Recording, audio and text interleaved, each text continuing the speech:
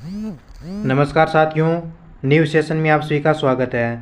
तो साथियों, CET exam की तैयारी कर रहे जितने भी विद्यार्थी यहाँ पे, उन सभी के लिए ये हमारी आज की क्लास बहुत ही बड़ी इंपॉर्टेंट है दोस्तों, क्योंकि इस क्लास में हम सीईटी एग्ज़ाम के लिए दोस्तों राजस्थान जीके के पूरे मॉडल पेपर को देखने वाले हैं। यानी सीईटी के एग्ज़ाम में आपके राजस्थान जीके से कौन कौन से प्रश्न हैं जो बार बार रिपीट हो रहे हैं, ज़्यादा प्रश्न पूछ जाते हैं, उन्हीं प्रश्नों का हम लाइव सोल्यूशन करने वाले हैं। तो क्लास को सभी विद्यार्थी बिना स्किप किए एंड तक पूरा वॉच करेंगे दोस्तों। अगर चैनल पे पहली बार जुड़े हैं तो इस चैनल को सब्सक्राइब कर लेना, और लास्ट में आपको कमेंट करना है दोस्तों कि आपका स्कोर क्या रहता है भाई, आपका स्कोर कितना है। उस स्कोर के अनुसार आपको पता चलेगा कि भैया आपकी तैयारी कैसी है। तो चलिए ज़्यादा कुछ देरी नहीं करेंगे, पहला क्वेश्चन आपकी स्क्रीन के सामने हाजिर हो चुका है, और इस क्वेश्चन का सभी बच्चे नीचे कमेंट करके आंसर बताएंगे।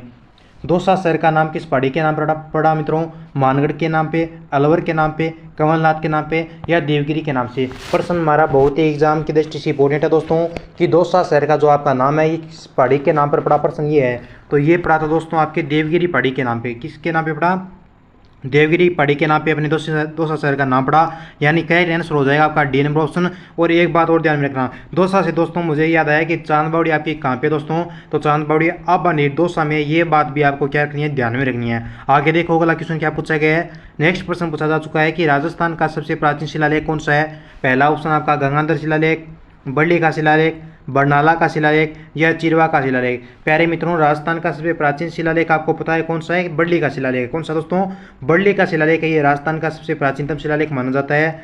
बी नंबर ऑप्शन को जिन बच्चों ने यहाँ पे लो किया दोस्तों, उन सभी का राइट हो जाएगा। क्या बात है, वेरी गुड दोस्तों। अगला प्रश्न पढ़िए। नेक्स्ट क्वेश्चन क्या है दोस्तों? अगर भारत की बात करूं दोस्तों आपसे कि भारत का पहला सबसे प्राचीन शिलालेख है तो वो है पिपरवा शिलालेख माना जाता है आपका, ठीक है। पिपरवा शिलालेख है जो आपका भारत का सबसे प्राचीन शिलालेख माना जाता है। जबकि राजस्थान की बात करूं तो बरली शिलालेख आपका, ठीक है, याद रह जाएगा। क्लियर है? बिल्कुल। तो अगला प्रश्न देखो कि राजस्थान के किस क्षेत्र में जयपुर शहर स्थित है? राजस्थान के कौन से भाग में आपका जयपुर शहर बसा हुआ है दोस्तों? ऑप्शन आपका मेवाड़ में है, मारवाड़ में है, ढूंढाड़ में है, या हड़ौती में है? तो जयपुर शहर आपको पता है कि जैसे जयपुर हुआ अपना, दौसा, ये जो एरिया ये क्या कहलाता है? ये अपना दोस्तों आपके ढूंढाड़ कहलाता है। क्या कहलाता है? ये आपका ढूंढाड़ कहलाता है। क्या कहलाता है दोस्तों? ये आपका ढूंढाड़ कहलाता है। अगर जोधपुर पाली, अगर नागौर बीकानेर पूछे आपसे तो ध्यान में रखना वो एरिया आपका मारवाड़ का कहलाता है। अगर मेवाड़ पूछे तो उदयपुर चित्तौड़गढ़ का जो भाग आपका मेवाड़ कहलाता है। हड़ौती का भाग पूछे आपसे तो कोटा, बूंदी, बारां, झालावाड़ी, ये हड़ौती का भाग रहता है, ठीक है। आगे देखो अगला क्वेश्चन। नेक्स्ट हमारा क्वेश्चन दोस्तों कि पोखरण राजस्थान के किस जिले में स्थित है? बहुत ही प्यारा क्वेश्चन है दोस्तों, वेरी वेरी इंपॉर्टेंट क्वेश्चन पूछा है, और नॉर्मल सरल इजी सा प्रश्न आपका कि पोखरण राजस्थान के किस जिले में है? सवाई माधोपुर में है, जोधपुर में है, जैसलमेर में है, या झुंझुनू में है? तो पोखरण दोस्तों आपके जैसलमेर जिले में है। कहाँ पे है? पोखरण जैसलमेर जिले में स्थित है। सभी बच्चों ने यहाँ पे सी ऑप्शन को लॉक किया है, और सभी का राइट आंसर है दोस्तों। एक बात और ध्यान में रखना, ठीक है। चलो ठीक है, उसको छोड़ो, आगे ही बात करेंगे अपने, ठीक है। सातलमेर पोखरण की प्राचीन राजधानी आपको ये भी पता है। पोखरण से मुझे ये भी बात याद आई है यहाँ पे कि जो आपकी पोखरण फोर्ट है दोस्तों, इसको 2018 में क्या मिला है? जीआई टैग मिला है। ये बात मैं बोला था कि आपको क्या रखनी है, ये ध्यान में रखनी है कि किस पोट्री को आपका 2018 में जीआई टैग मिला। तो ध्यान में रखना, पोखरण पोट्री को मिला है, ठीक है। पोखरण पोट्री को 2018 में जीआई टैग मिला है। नेक्स्ट क्वेश्चन है कि निम्नलिखित में से कौन राजस्थान के प्रसिद्ध गायक है? तुलसीदास है, जुबेन गर्ग है, सुंदर राजन है, या मामे खान है? राजस्थान के प्रसिद्ध गायक है। बहुत ही आसान है इस प्रश्न का आंसर देना, बस थोड़ा सा ध्यान से सोचो और इसको क्या कर दोगे, आप सही कर दोगे। तो मामे खान है दोस्तों, ये राजस्थान के प्रसिद्ध क्या है दोस्तों, आपके लोक गायक है, ठीक है। डी नंबर ऑप्शन को जिन बच्चों ने लोक किया है उन सभी का राइट हो जाएगा। अगला क्वेश्चन देखिए। वीरों के स्मारक स्तंभ स्थान कहाँ पर स्थित है? दोस्तों वीरों के स्मारक स्तंभ नाम का एक स्तंभ है ये आपका, ये कहाँ पे है? नवलगढ़ में है, गलियाकोट में है, बचूडला में है, या मैनसन में है? तो वीरों के स्मारक है स्तंभ है ये अपना दोस्तों आपके बचूडला में। कहाँ पे है? बचूडला में। और बचूडला आपका कहाँ पे दोस्तों? ये आपका प्रतापगढ़ में है। एक बात मेरी ध्यान में रखना दोस्तों, ठीक है। यहाँ पे शायद ये बचूडला नाम नहीं है, यहाँ पे कोई अन्य नाम होगा, लेकिन यहाँ पे प्रिंट बचूडला कर रखा है। तो आप इस प्रश्न को थोड़ा ढंग से एक बार और देख लेना, लेकिन आपको इस क्वेश्चन को ध्यान में रखना है कि वीरों के स्मारक स्तंभ स्थान कहाँ पे है? तो ये आपका प्रतापगढ़ में है, ठीक है। ये बात आपको ध्यान में रखनी है। आगे देखो अगला क्वेश्चन। बसंतगढ़ शिलालेख है, ये कहाँ से प्राप्त हुआ है जिसमें राजस्थानी द्वितीय शब्द का उल्लेख मिलता है? दोस्तों राजस्थान द्वितीय शब्द का उल्लेख किसे मिलता है? ये आपके बसंतगढ़ शिलालेख में मिलता है। लेकिन बसंतगढ़ शिलालेख आपका प्राप्त कहाँ से हुआ है? प्रश्न आपका ये है। सिरोही से मिला है हमें, अजमेर से मिला, पाली से मिला, या उदयपुर से मिला? कहाँ से मिला है बसंतगढ़ शिलालेख? तो दोस्तों बसंतगढ़ शिलालेख ये शुरू में है दोस्तों आपके, और यहीं से क्या दोस्तों आपके ये शिलालेख मिला है और इसमें राजस्थान आदित्य नाम का उल्लेख किया गया है। ठीक है, ए ऑप्शन को लो कर दो। अगला सवाल देखो भाई, अगला क्वेश्चन है कि किशन बाग एक नवनिर्मित रेगिस्तान पार्क में स्थित है। किशन बाग दोस्तों एक नवनिर्मित रेगिस्तान पार्क है, ये कहाँ पे है? जयपुर में है, जोधपुर में है, बाड़मेर में या जैसलमेर में है? रेगिस्तान डेजर्ट रेगिस्तान पार्क किशन बाग कहाँ पे है? जयपुर में। कहाँ पे दोस्तों? जयपुर में। आपका ए ऑप्शन को लो कर दो। ये लगभग आपका 64 हेक्टेयर क्षेत्रफल में फैला है। ठीक है, कितने भाग में? 64 हेक्टेयर क्षेत्रफल में फैला है यहाँ पे। अगला क्वेश्चन देखो, गुरुमुख निहाल सिंह को राजस्थान का प्रथम राज्यपाल नियुक्त किया गया था। कब किया गया? 2 नवंबर 1956 को, 6 अक्टूबर 1956 को, या 1 नवंबर 1956 को, या 25 अक्टूबर 1956 को। तो इसका सही आंसर हो जाएगा दोस्तों आपका सी नंबर ऑप्शन, 1 नवंबर 1956 से दोस्तों आपके क्या किया गया? सरदार गुरुमुख निहाल सिंह को आपके राज्यपाल नियुक्त किया गया था। ठीक है, सी नंबर ऑप्शन आपका राइट हो जाएगा। राज्य के प्रथम राज्यपाल बताइए मुझे, राजस्थान का प्रथम राज्यपाल नियुक्त किया गया आपने 1 नवंबर 1956 को। ठीक है, ये बात तो होगी। ठीक है, अब मुझे ये बताइए कि भाई आपका जो राजस्थान का आपका प्रथम प्रधानमंत्री है वो कौन था भाई? नीचे कमेंट कीजिए। अगला प्रश्न है कि क्या राज्यपाल राज्य के विधानमंडल के सत्र में रहने के दौरान अध्यादेश जारी कर सकता है?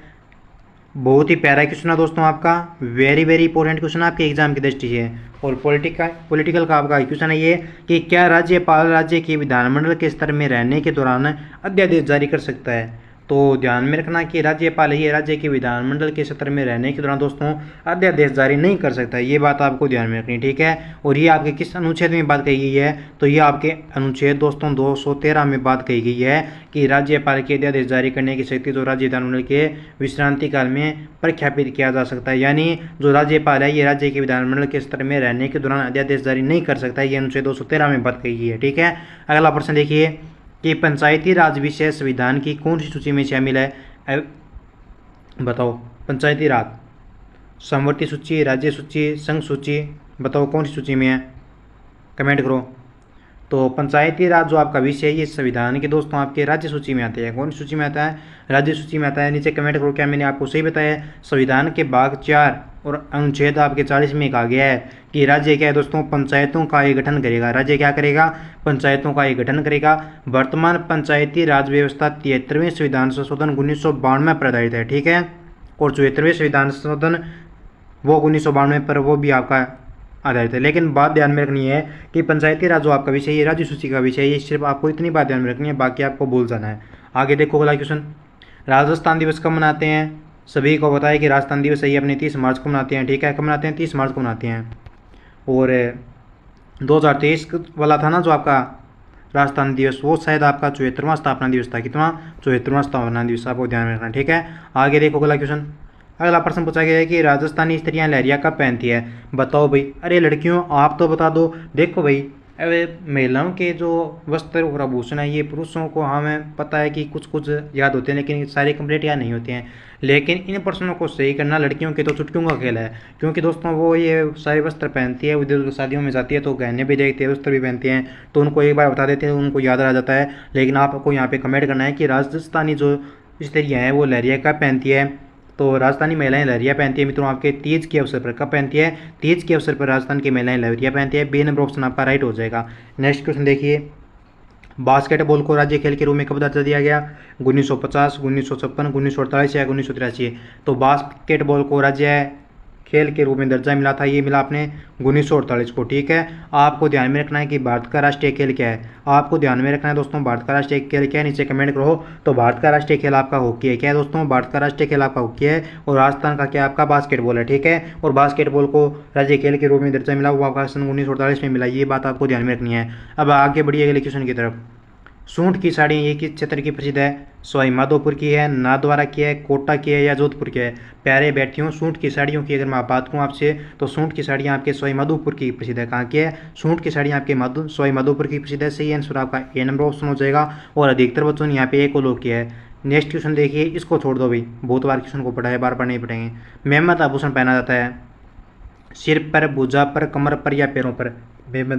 मेहमद कहाँ पे पहनते हैं? सभी को बताया कि गुरुजी मेहमद पहनते हैं अपने कहाँ पे? सिर पर पहनते हैं। बिल्कुल दोस्तों आपका सही आंसर हो जाएगा ए नंबर ऑप्शन। अब देखिए सिर पर कौन कौन से आभूषण आपके पहने जाते हैं? तो सिर पर आपका पहना जाता है शीश फूल है, रखड़ी है, मांग टिक्का है, बोरलो है, चूड़ामण है, टिक्का टिक्की है, मेमन है और शेरडी नाम का एक आभूषण। और एक आपका आभूषण बहुत बार आपके एग्जाम में आता है कि पत्री आभूषण कहाँ पे पहना जाता है, तो ध्यान में रखना पत्री कहाँ पे पहनते हैं, पत्री आपके कहाँ पे पहनते हैं, ये आभूषण भी आपके सिर पे पहना जाता है, ये भी आपको ध्यान में रखना है, ठीक है। बहुत बार आपके एग्जाम में क्वेश्चन आया है ये। अगला प्रश्न है कि मेवाड़ी बोली किस क्षेत्र में प्रचलित है, मारवाड़, मेवाड़, गोड़वाड़ या मेवात। तो मेवाड़ी बोली है दोस्तों ये आपके उदयपुर, सलूमपुर, शाहपुरा, भीलवाड़ा, चित्तौड़गढ़ और राजसमंद के जिलों में लगभग बोली जाती है। तो ये जो आपका एरिया है ये एरिया आपका मेवाड़ कहलाता है, ठीक है। तो आपका सही आंसर हो जाएगा मेवाड़ वाला ऑप्शन। अगला प्रश्न देखिए कि कालीबंगा को हड़प्पा सभ्यता की तीसरी राजधानी किसने कहा है दोस्तों, वीएन मिश्र ने कहा है, सीएल कार्लाइल ने कहा है, या कर्नल जेम्स टोड ने कहा है, या दशरथ शर्मा ने कहा है। कालीबंगा को हड़प्पा सभ्यता की तीसरी राजधानी किसने कहा, तो तीसरी राजधानी ये कहा है आपके दशरथ शर्मा ने, ठीक है। डी नंबर ऑप्शन को लॉक कर दो। एक बात ध्यान में रखना कि भूकंप के जो आपके अवशेष मिले हैं दोस्तों वो आपकी कौन सी सभ्यता से मिले हैं, तो ये आपके कालीबंगा सभ्यता से मिले हैं। ये तो आपको वेरी वेरी इंपॉर्टेंट बात ये है। और एक बात आपको ध्यान में रखनी है कि मिंदरों के अवशेष आपसे आपके यहाँ पे नहीं मिले हैं, ठीक है। मिंदरों के अवशेष है तो जो दोस्तों आपके पूजा के जो यहाँ पे नहीं मिले हैं, ये बात भी आपको ध्यान में रखनी है। और यहाँ पर दोस्तों आपके ये बात और क्या है, यहाँ पे 7 प्रकार के आपके हवन कुंड मिले हैं, ये भी आपको ध्यान में रखना है, ठीक है। कालीबंगा सभ्यता से 7 प्रकार के हवन कुंड मिले हैं। यहाँ पे आपके स्वास्तिक चिन्ह है वो भी आपके यहाँ पे मिले हैं। और आपके यहाँ पे जैसे शल्य चिकित्सा के यहाँ पे स्रोत मिले हैं, शल्य चिकित्सा प्राचीन टाइम में यहाँ पे की जाती थी, ये भी यहाँ से प्रमाण मिले हैं, ठीक है। ये बात आपको ध्यान में रखनी है। अगला प्रश्न है ये कालीबंगा है कहाँ पे, तो कालीबंगा आपके हनुमानगढ़ जिले में, ठीक है। घग्गर नदी के किनारे है। राजस्थान में हस्तशिल्प डिजाइन एवं विकास का केंद्र कहाँ पे है, जोधपुर में है, मालपुरा में है, बलोत्रा में है या जयपुर में है। राजस्थान में हस्तशिल्प डिजाइन का जो आपका केंद्र है ये दोस्तों आपके जयपुर जिले में है। कहाँ पे है, जयपुर जिले में। डी को लो कर दो भाई, क्या कर दो, डी को लो कर दो। शाबाश, सभी बच्चों के एकदम राइट आंसर आए हैं। तो साथियों अगला प्रश्न देखते हैं कि कवि महेश अत्रि व कान्य व्यास ने किस एक शिलालेख के लेखन में अपना योगदान किया। देखिए उस शिलालेख का नाम पूछा गया आपसे जिसमें क्या आपके कवि महेश अत्रि और कान्य व्यास इन तीनों का योगदान है। कुंभलगढ़ का शिलालेख है, गोसुंडी का है, कीर्ति स्तंभ का है या रणकपुर का है।